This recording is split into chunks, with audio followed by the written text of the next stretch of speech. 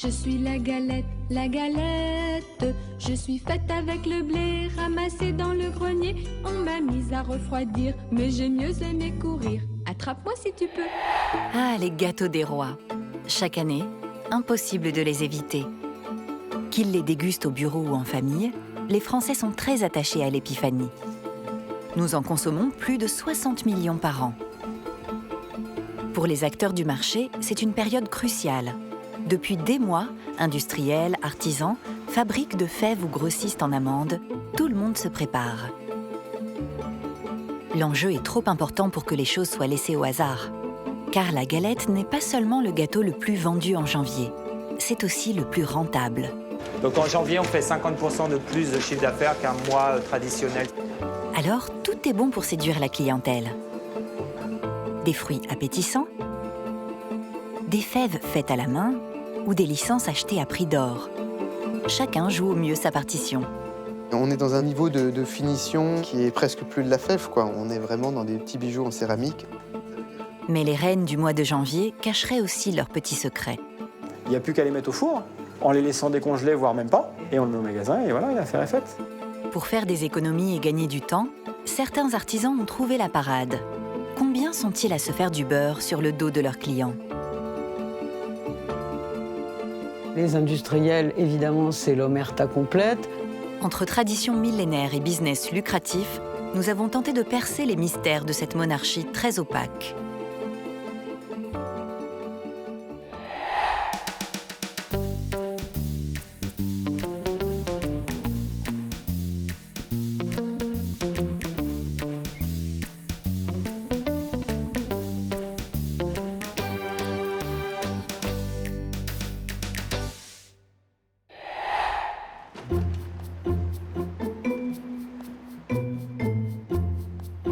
Depuis 2014, tout le monde se passe le mot.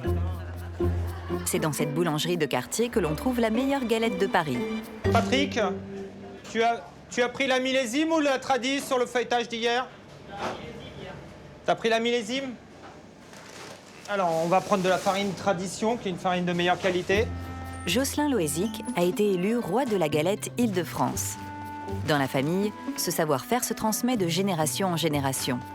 Et il y a une chose que lui a apprise son père. Grosso modo, pour avoir une belle galette, il faut des beaux ingrédients, il faut que tout le monde joue le jeu. Donc là, on va peser de la farine pour faire une 50aine de galettes à peu près. Alors c'est important de choisir une farine de très bonne qualité, sachant que la galette, ça doit être relativement plat. Il ne faut pas non plus une farine qui a trop de force, c'est-à-dire une farine qui va avoir tellement de force que la galette va gonfler.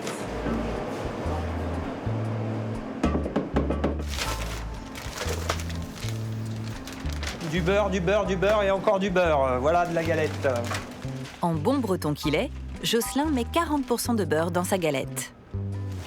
Plus on met de beurre, plus je suis heureux. Tu peux me faire 500 grammes de sel, s'il te plaît.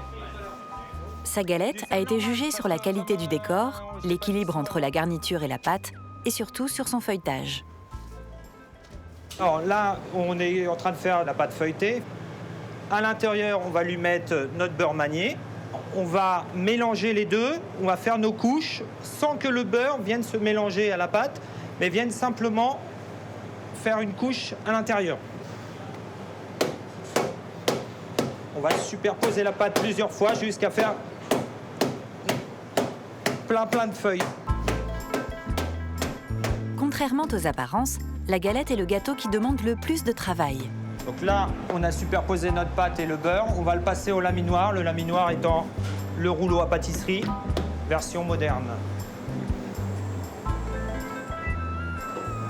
On va fabriquer la galette aujourd'hui et elle sera cuite demain. Donc vous êtes sur 3 jours.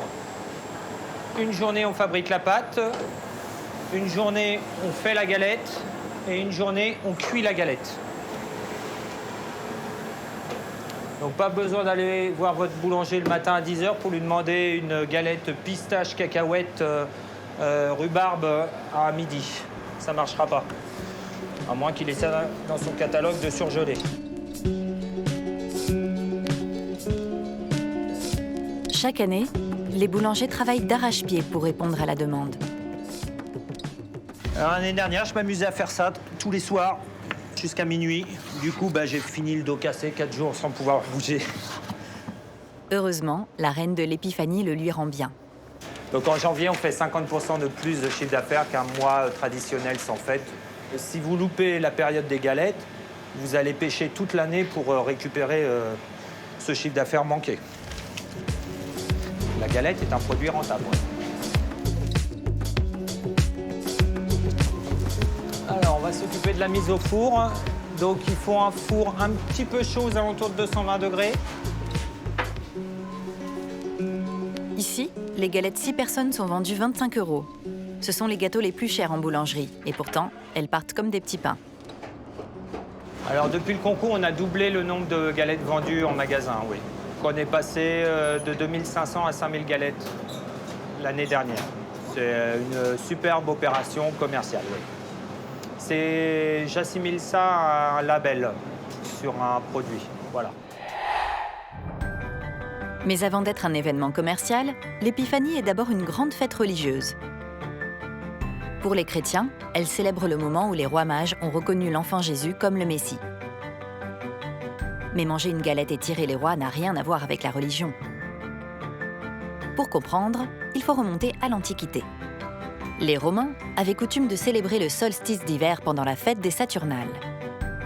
Lors d'un grand banquet, un roi était tiré au sort à l'aide de jetons. Dans chaque grande famille, le domestique qui trouvait la fève devenait le roi d'un jour et pouvait à son tour user de son autorité.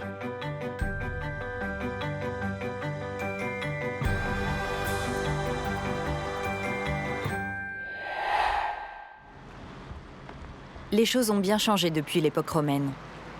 Une galette sur 2 est fabriquée par des géants industriels. Problème, Hamid. Pour savoir comment elles sont conçues, nous sommes allés chez un des leaders des ventes de galettes des rois, Toupargel. C'est le numéro 2 des surgelés en France. Il vend plus de 300 000 galettes chaque année. Bien. On va tester cette galette. Ce matin, François Richard, le directeur marketing, doit prendre une décision cruciale. Il doit choisir la galette qui sera vendue dans toutes ses enseignes. Tu vois, même avec un couteau tout simple, ça se coupe parfaitement, hein. Sauf si on tombe sur la fève. Hein, mais... on a affaire en fait à 2 galettes. Une galette frangipane 700 grammes que nous commercialisons depuis plusieurs années et une proposition par un autre fournisseur. Et tout l'enjeu, c'est d'évaluer en fait quel est le produit qui offre la meilleure qualité. Le marché est très concurrentiel, alors il n'a pas droit à l'erreur. Chaque détail compte. Au niveau de la qualité de la pâte, pas de problème. On est dans les 2 cas sur un pourcentage de beurre supérieur à 30%. Amélie, qu'est-ce que tu en penses? Oui, aussi sur la 2, l'amande est bien plus prononcée. Moi, je vais mettre 2,5 à la 1 et 3 à la 2. Ici, peu de place à l'improvisation. Tout a été scientifiquement calibré. La fiche de spécification produit, qui est un document strictement confidentiel, va en fait définir pour l'industriel toutes les exigences que Toupargel va avoir. Quel diamètre pour la galette, quel poids, quelle garniture, quel pourcentage, quel type d'ingrédients nous souhaitons. Est-ce que vous pouvez me dire qui est l'industriel qui produit les galettes? Alors, je ne diffuse pas ce type d'informations. Mais c'est un industriel établi en France qui fabrique des produits d'excellente qualité. Un secret d'État pour une histoire de galette des rois. Il n'en fallait pas plus pour attiser notre curiosité. Nous avons donc cherché à savoir ce qui se cachait sous cette pâte feuilletée. Les galettes, c'est avant tout des galettes frangipane. Et la frangipane, c'est un mélange de crème d'amande et de crème pâtissière. Et ces amandes, elles ne viennent pas de chez nous. La majorité des amandes que nous mangeons dans nos galettes sont livrées en Bourgogne, dans cette usine. Bonjour Jawed. Bonjour Benoît. Ça va? Oui, impeccable. Bon. Hein. Le déchargement se passe bien? Pour l'instant, il n'y a pas d'avarie. Le compte est bon? Il me reste une dizaine de palettes. Bon, très bien. Donc pour l'instant, tout est parfait. Bon, alors là, nous sommes en train de décharger les amandes d'Espagne, nouvelle récolte. Alors, des amandes de la région de Valence. Ça ressemble à un bel arrivage d'amandes Marcona blanchies, calibre 36-38, récolte 2015. Monsieur Schex est négociant en fruits secs. Son métier, approvisionner les artisans et les industriels tout au long de l'année. Ces amandes, il va les chercher en Espagne et surtout aux États-Unis. Nous n'avons pas d'amandes françaises, notamment les fameuses amandes de Provence, parce que les récoltes sont très inégales et que nos clients, qui sont souvent des gros artisans, petites et grosses industries, ne peuvent pas caler des productions sur des amandes qui sont parfois en quantité insuffisante pour qu'on puisse leur assurer un approvisionnement régulier. La France ne produit que 1500 tonnes d'amandes par an et doit donc massivement importer.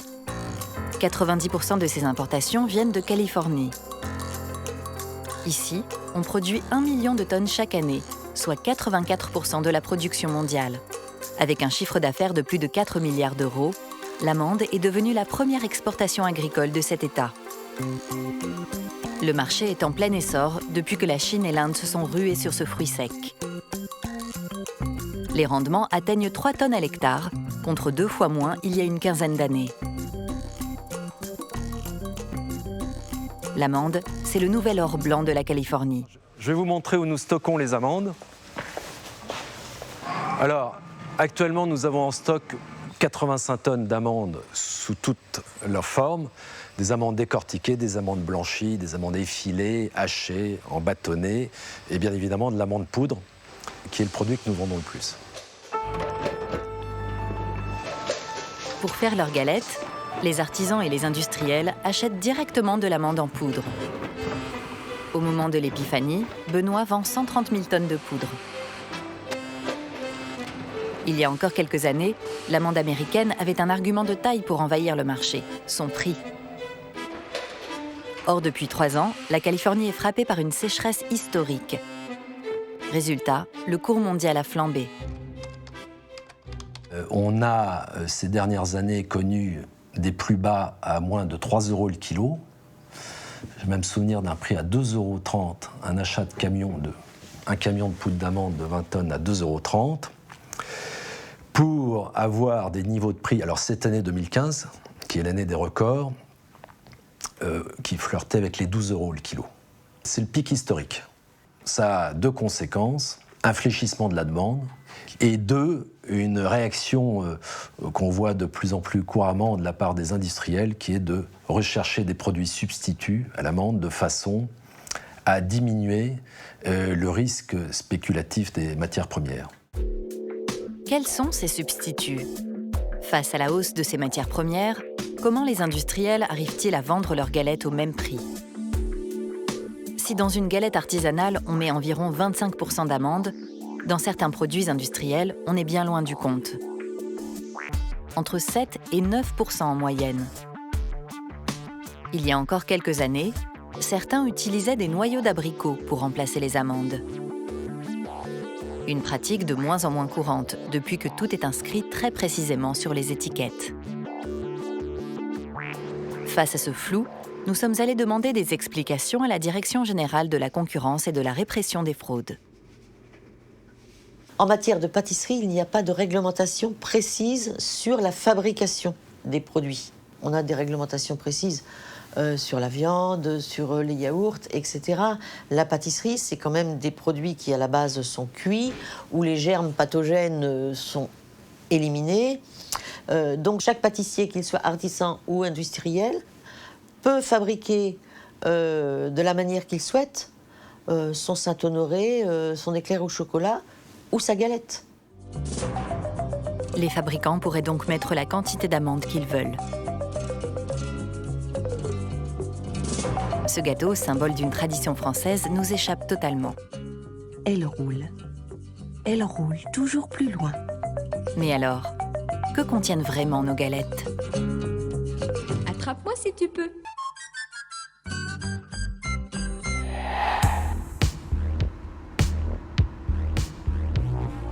Nous avons sollicité une vingtaine de grossistes. Seul un a accepté de nous ouvrir ses portes. Ah là, c'est bon, là. C'est quoi, du sucre? C'est les... Xavier est commercial. Il connaît parfaitement les habitudes de consommation de ses clients. Hop. Vous avez de la poudre d'amande grise ici.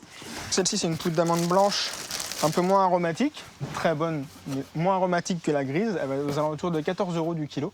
Alors que sur la grise, on peut monter jusqu'à 16,50 le kilo. Pour ne pas baisser leur marge, certains auraient trouvé la solution. Si pour gagner un peu d'argent, on fait le choix de diminuer un peu la quantité de poudre d'amande, forcément on va avoir un goût d'amande moins important, donc on peut le réaccentuer avec des arômes. Chaque pâtissier fait un petit peu sa propre tambouille, c'est-à-dire que certains ne mettent que de l'arôme d'amande amère, d'autres mettent un petit peu de vanille ou des zestes de citron, etc. Une opération qui s'avère très intéressante pour le commerçant. Une petite bouteille comme ça, c'est aux alentours de 8-10 €. Et ils ont fait combien de Et avec galettes ça, on peut faire, avec 2 bouteilles comme ça, on peut faire le mois de janvier. 16 € les 2 bouteilles, le prix d'1 kilo d'amandes. Quand on sait qu'avec 1 kilo, on fait à peine 10 galettes, le calcul est vite fait. Mais si l'arôme donne le goût, il n'en a pas la consistance. Alors pour faire illusion, rien de plus simple. Si vous décidez un jour de mettre 10% d'amandes au lieu de 20, les 10% qui manquent, il va bien falloir les remplacer par quelque chose, sinon vous allez avoir une crème qui va être très liquide. Et dans ce cas-là, on la rajoute, on remplace par la farine. Mais le goût va en pâtir. Il n'y a rien qui réglemente la fabrication des galettes des rois, que ce soit la frangipane, la classique frangipane ou aux autres. Il n'y a rien qui réglemente du tout. Après, c'est le client qui va faire sa sélection. La différence. Populaire, la reine du mois de janvier serait aussi la reine des mystères. Y a-t-il d'autres choses qu'il faudrait savoir sur ces produits et que l'artisan ne nous dirait pas ?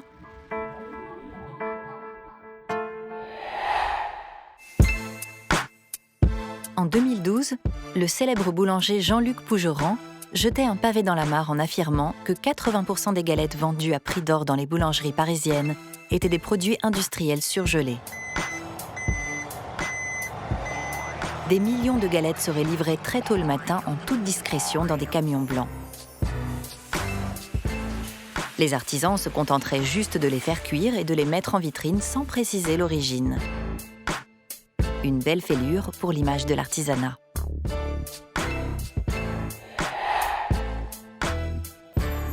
Florence Imbert est journaliste au magazine Que Choisir. Elle connaît par cœur ce dossier.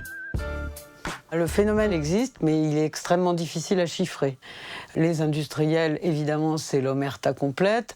Les représentants syndicaux de ces professions, c'est aussi l'omerta. Donc c'est très difficile de se baser sur des données objectives. Sans chercher à les culpabiliser, il faut essayer de comprendre pourquoi les artisans en arrivent là. Le principal poste, et ça ils le disent tous, c'est le coût de la main-d'œuvre. Parce que pour faire une galette, ça prend du temps. Et surtout, il y a des temps de repos entre les différentes, le feuilletage, le repos du feuilletage, le fourrage, etc., la décoration, la cuisson. Et tout ça, ça finit par prendre 3 jours. Et quand vous avez une très forte demande sur une très courte période, puisque c'est quand même grosso modo du 1er au 15 janvier que tout se joue, vous n'avez pas forcément le temps et vous n'avez pas forcément aussi l'espace pour stocker ces galettes. Donc ça, c'est le premier problème et c'est le premier intérêt d'acheter évidemment des galettes surgelées toutes faites que vous allez faire cuire à la demande.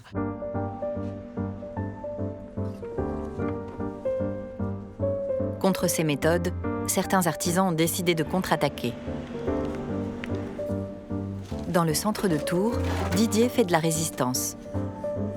Il a monté son affaire il y a 18 ans. Ici, tout est fait maison. Son pain, ses viennoiseries et bien sûr ses galettes. Pourtant, toutes les semaines, des industriels tentent de le convaincre de changer ses méthodes. Alors, en tant qu'artisan, qu'on travaille avec ou qu'on travaille pas avec, on reçoit une multitude de catalogues. On va trouver aussi bien des tartes, voilà, de toute nature, des éclairs. On va trouver des entremets et on y trouve aussi la galette. Des galettes frangipane, à la crème d'amande ou aux pommes, avec ou sans fèves. Tout est là pour garnir les vitrines de l'épiphanie. Livrées surgelées, il n'y a plus rien à faire.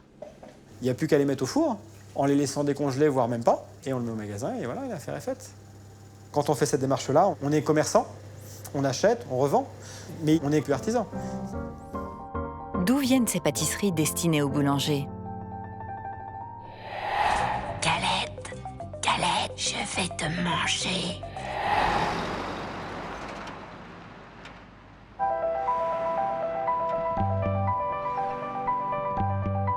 Ces galettes, elles sont produites à la chaîne dans des immenses usines comme celle-ci.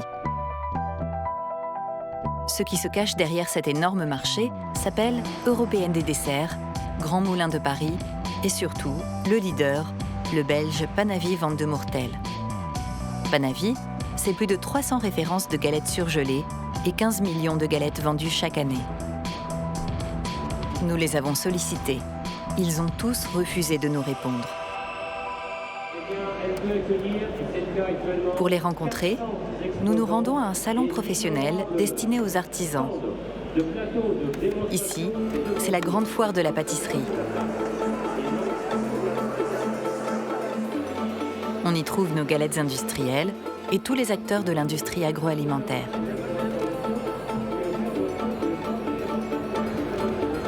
Une fois de plus, personne ne veut nous répondre. Alors nous demandons à Didier de se faire passer pour un acheteur potentiel.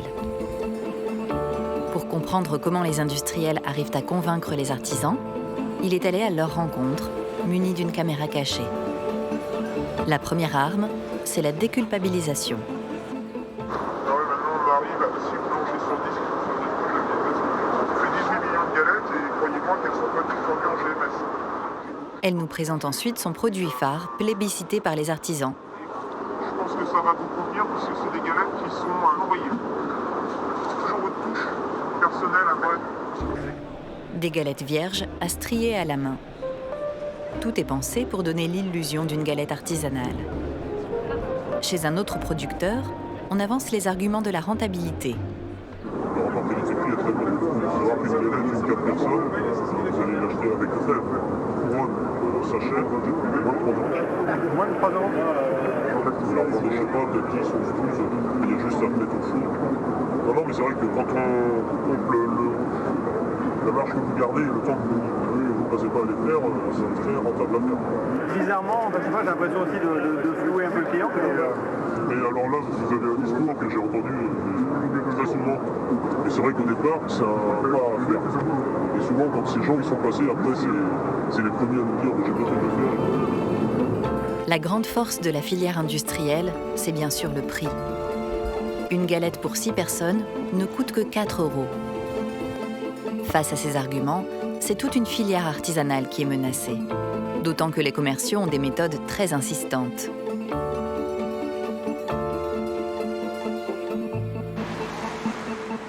Dès le lendemain, Didier a reçu la visite surprise d'un des commerciaux du salon dans sa boulangerie.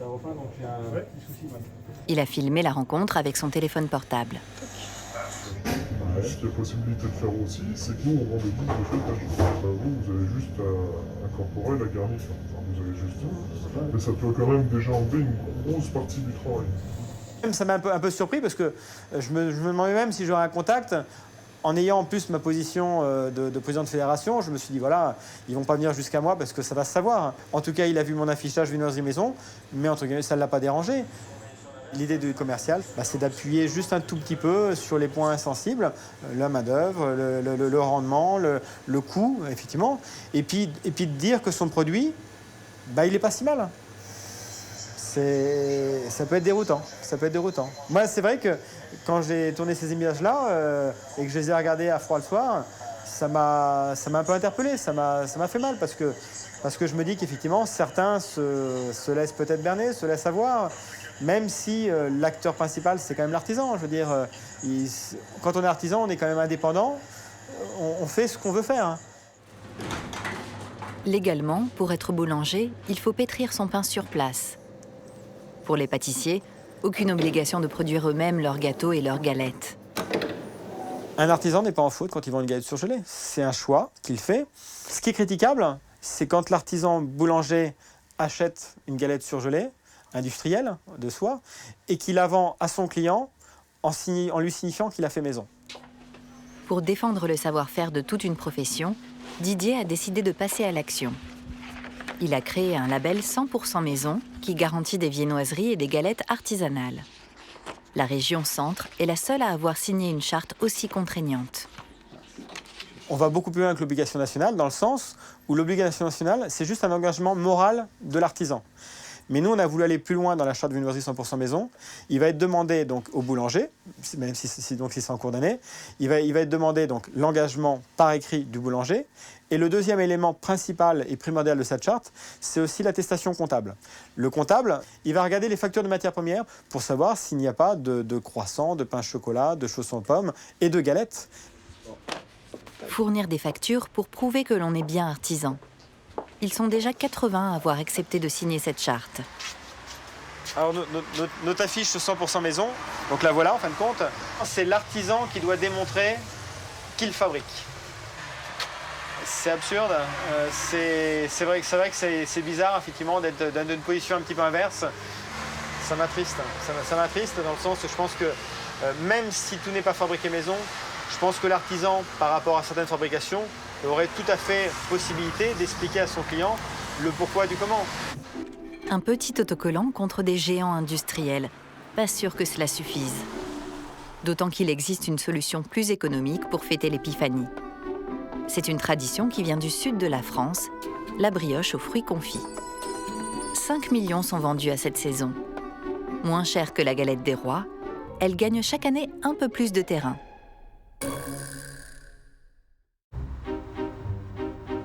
En Provence, la véritable reine, c'est la brioche. Elle détrône haut la main la galette, qu'il surnomme d'ailleurs la parisienne. C'est dans le joli petit village d'Apt, situé au cœur du Luberon, qu'Alain confectionne ses brioches depuis 30 ans.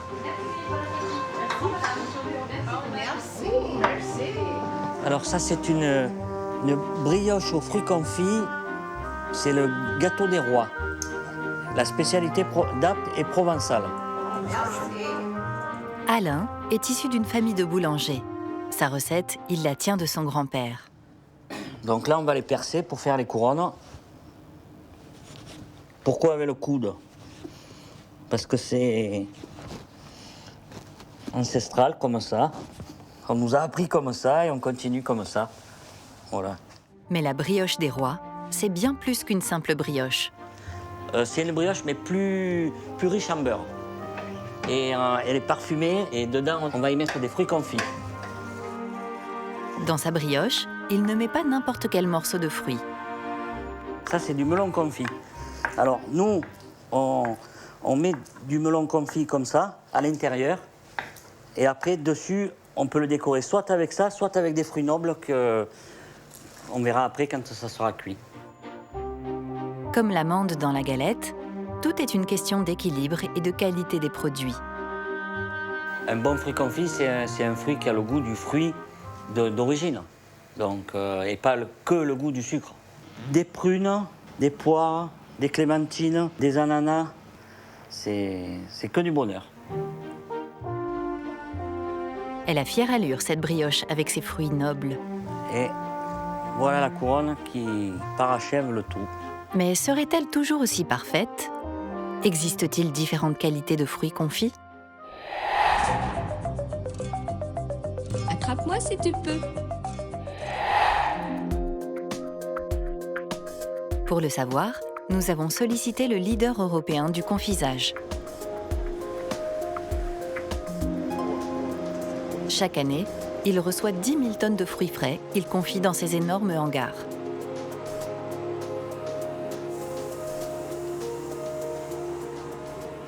Là, vous avez du cédrat. Alors, le cédrat, c'est un gros citron. On va avoir de la poire. Vous voyez, hop, petite poire. La clémentine. Confire un fruit, c'est remplacer son eau par du sucre. La première étape, c'est la blanchie. Dans ces grands bacs, on plonge les fruits dans de l'eau bouillante pendant quelques minutes pour détendre leurs fibres et les préparer à la mise au sucre. Contrairement aux morceaux de melon qu'utilise Alain, notre artisan, ici, on leur a trouvé un remplaçant. Le cube de pastèque est le produit le moins cher parce qu'il n'y a pas l'exigence d'avoir un fruit qui est bien rond, dont on garde la forme.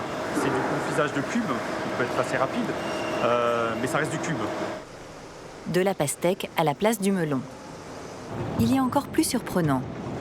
Pendant 2 semaines, les fruits sont plongés dans ces grandes cuves remplies de sirop. C'est un peu la chaleur. Nous allons découvrir que dans ce sirop, il n'y a pas que du sucre. En fait, on va faire couler du colorant, on va faire couler et petit à petit, ça va se colorer, les fruits vont se colorer dans les tubes. Là, on a essentiellement du rouge, un peu plus loin, il y a du vert et ensuite, il y a du naturel, sans colorant. Du colorant pour donner à la brioche un aspect plus appétissant et qui laisse à penser qu'il y a 3 fruits différents. Alors, pourquoi est-ce qu'on colore en vert, en rouge ou sur la couleur naturelle qui est le jaune? Simplement parce que la tradition de la galette, c'était d'imiter la couronne des rois avec ses émeraudes, toutes ces pierres précieuses. La couronne aurait-elle aussi ses petits secrets? Quels fruits mettent les artisans dans leurs brioches? Nous retournons voir notre grossiste. Nous, ce qu'on vend essentiellement, c'est ce mélange de fruits cubes, déjà taillés, déjà confits.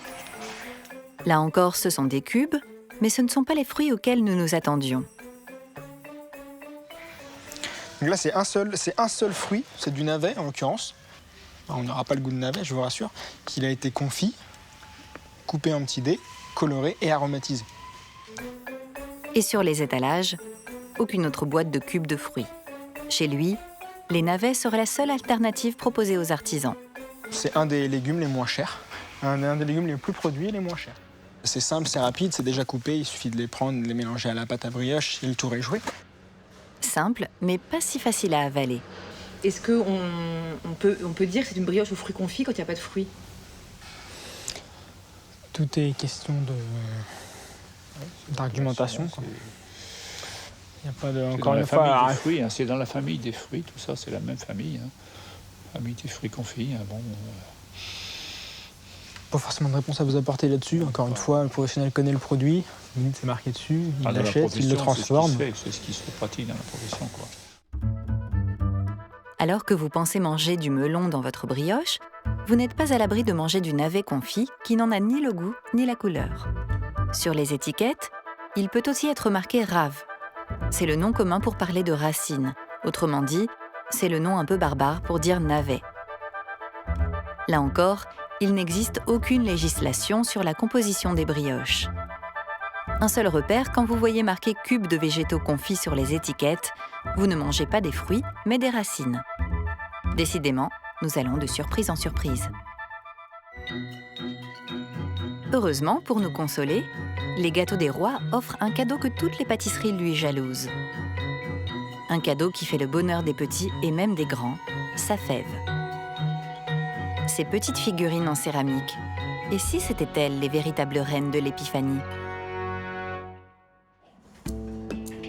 C'est ici que se cache l'un des derniers faïenciers à fabriquer ces fèves en France.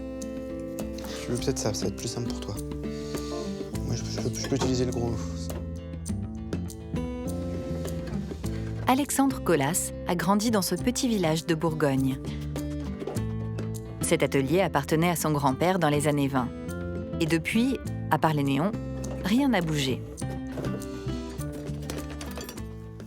Ça, c'est l'argile qui est au stade de la pâte à modeler, entre guillemets. Et c'est en fait dans cette terre-là qu'on va venir sculpter les premières formes.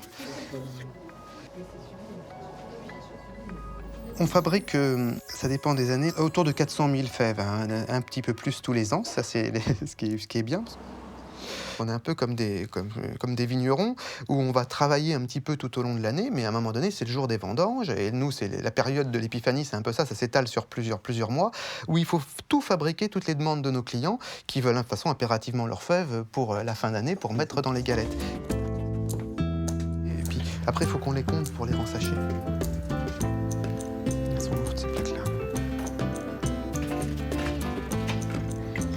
Manque d'émail. Chaque four est une surprise. Hein. On a toujours un petit moment d'émotion au défournement. On vérifie que les couleurs sortent bien, sont bien nappées, bien unies, avant de les expédier au boulanger. Ces fèves doivent être parfaites. Les artisans boulangers les attendent de pied ferme. Certains en commandent même sur mesure.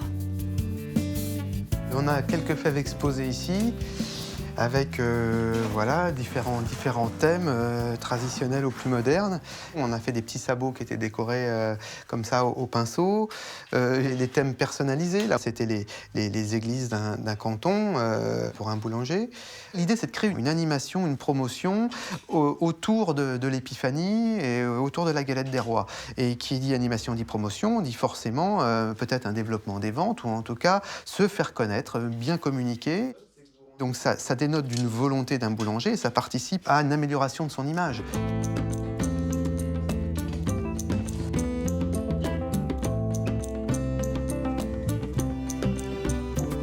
La décoratrice donc ici est en train de travailler de l'or véritable.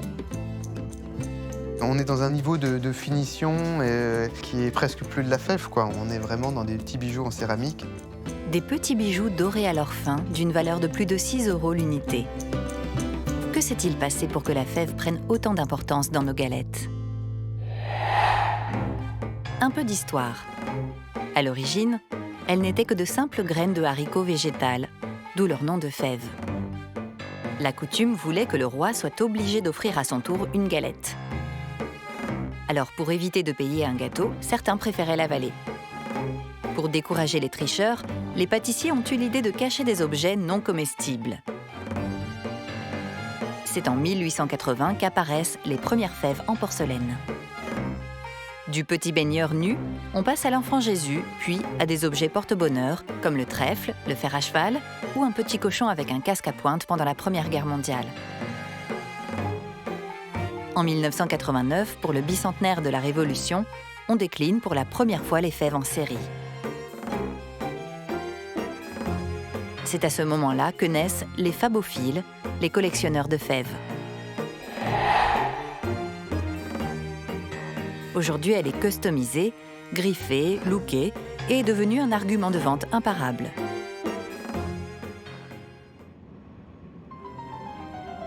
Loin de notre faïencier de Bourgogne, s'est installée une des plus grandes sociétés de fèves, Prime. Son nom ne vous dit sûrement rien, et pourtant elle fabrique le nombre impressionnant de 30 millions de fèves chaque année. Dans ces cartons, il s'en cache des milliers.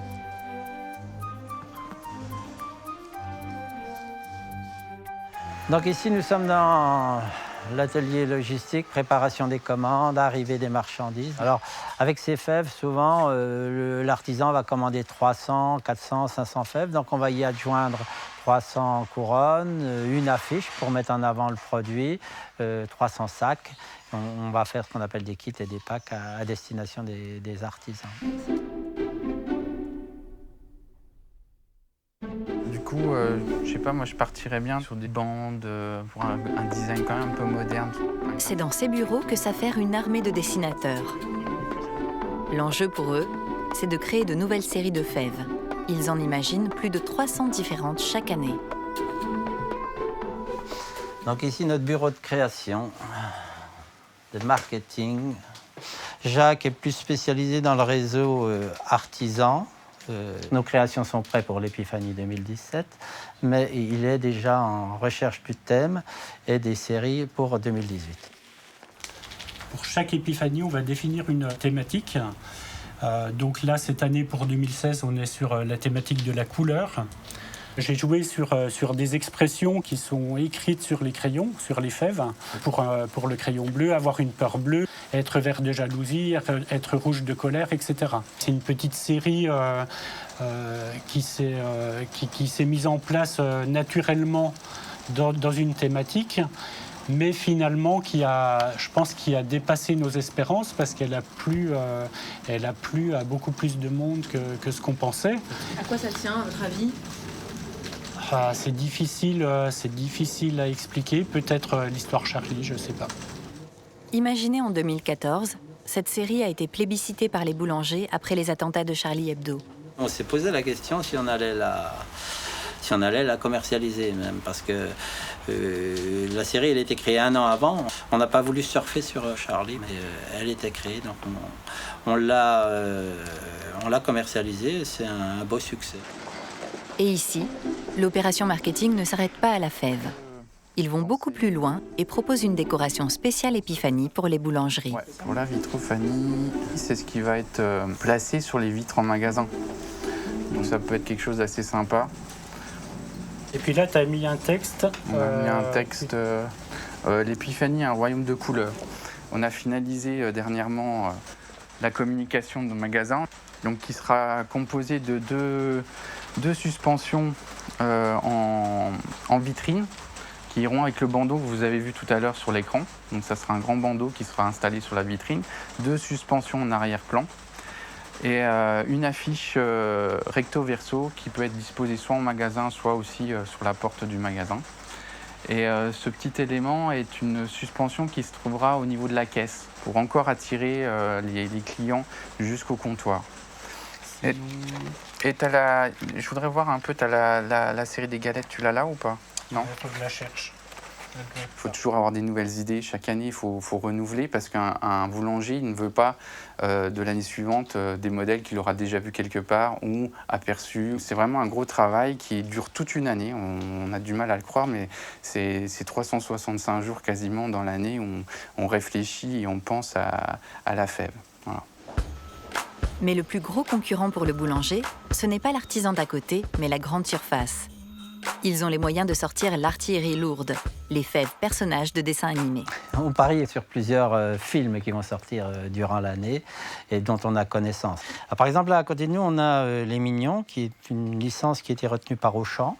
Les Mignons, cette année, c'est 6 millions d'entrées. Donc ça veut dire que derrière, il y a des tas de produits dérivés.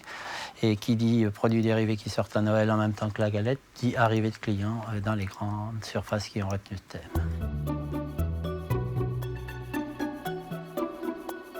Rio, Snoopy ou encore Moi Moche et Méchant. Ces petits personnages qui marchent fort appartiennent à des marques. Pour les exploiter, il faut acheter les licences aux propriétaires. Et ce ne sont pas les supermarchés qui investissent. Effectivement, on les achète 1 à 2 ans à l'avance et les licences, ça peut aller de 10 000 € à 100 000 €. On a acheté Avatar plus de 100 000 € quand il est sorti. À prime, ensuite, de convaincre les supermarchés d'acheter les fèves qu'ils ont en catalogue. On prépare un book pour aller en présentation avec les atouts du film, la cible, c'est pour qui, ça sort quand exactement, quels sont les réalisateurs, les producteurs, les voix, tout le plan marketing. C'est une pression en période économique difficile. Il faut faire un choix et c'est pas toujours évident. Il faut être sûr de pouvoir placer effectivement ce film. Par exemple, cette année, on a pris Snoopy et il n'a pas été retenu par des grandes surfaces classiques.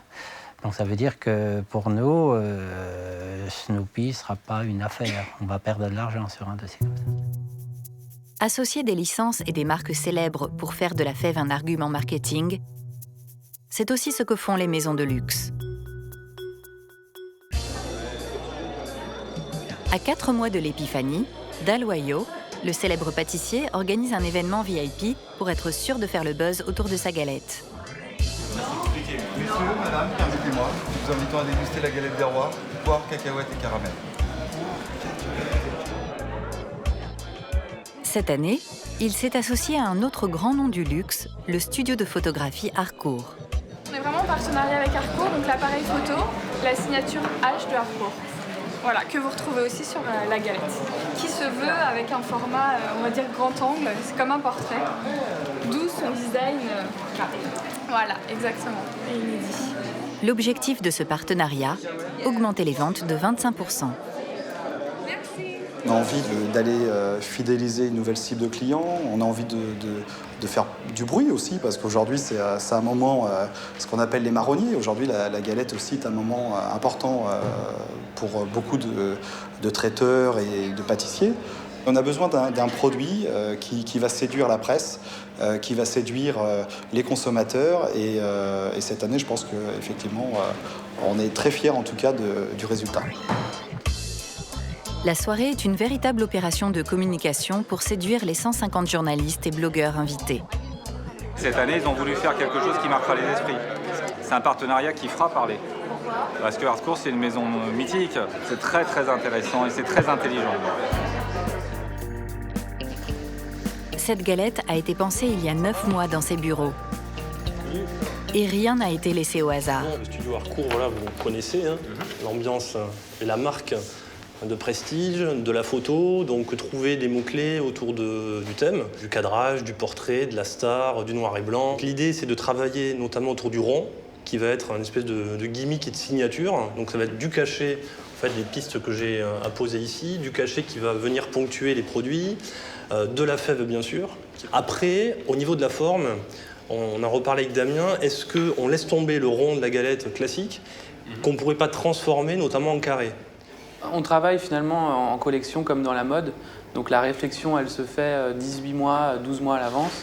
Et à partir du moment où on a défini vraiment les thématiques, les tendances, on rentre vraiment dans la concrétisation des projets. Et effectivement, on a 9 mois pour aboutir le projet jusqu'à ce que le client puisse déguster le produit en magasin.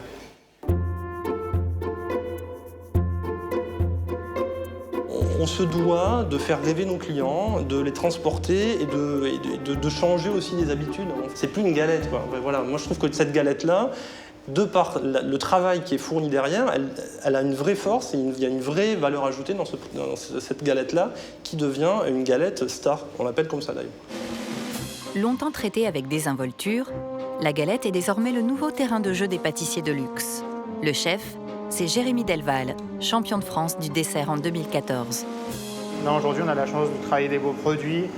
On a des poires fraîches qu'on poche à la cannelle de Ceylan. Voilà, c'est des produits vraiment... On apporte une crème d'amande un peu originale à la cacahuète avec du sucre d'érable. C'est un plaisir d'avoir de beaux produits comme ça et on va dire un peu atypiques. Cette galette, c'est la numéro 0. Jérémy aura mis 3 mois à élaborer cette recette originale. Toutes les bonnes choses demandent du temps.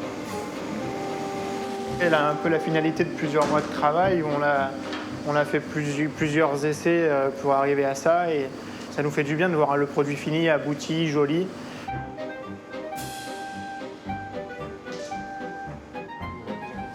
Donc là, pour l'instant, on est bien sûr sur une étape de prototype.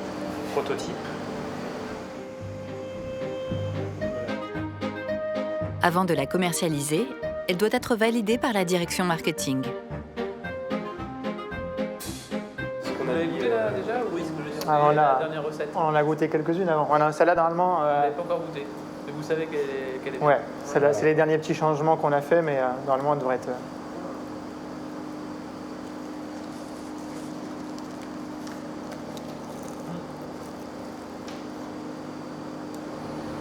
Qui est super, qui est bien équilibré avec la poire. En termes de goût, on a vraiment une signature sur les poires. Sur les poires, ça porte vraiment ce côté fruité qui est un peu contrebalancé avec le côté de la cacahuète. Fraîcheur. C'est vraiment une galette prestige. Je trouve qu'elle est... Comme ça, ouais, parfait. Pour croquer dans cette galette, il vous faudra tout de même débourser la modique somme de 45 €. Galette, je vais te manger.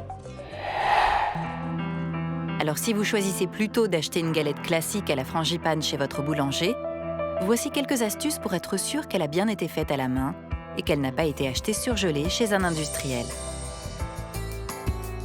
Premier signe, la galette artisanale a une couleur dorée, caramel. L'industrielle est plus claire, voire palichonne. Deuxième indication, la galette industrielle est plus épaisse, signe que la proportion de pâte par rapport à la garniture est plus déséquilibrée. L'artisanale est plus fine et moins dodue. Et enfin, la galette faite par un boulanger ne s'effrite pas à la découpe. C'est parce qu'elle est riche en beurre. À l'inverse, sa copine industrielle part en lambeaux.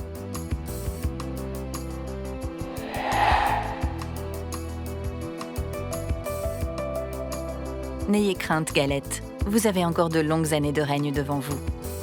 Car si les Français sont très attachés aux valeurs républicaines, ils ne disent pas non pour être les rois d'un jour.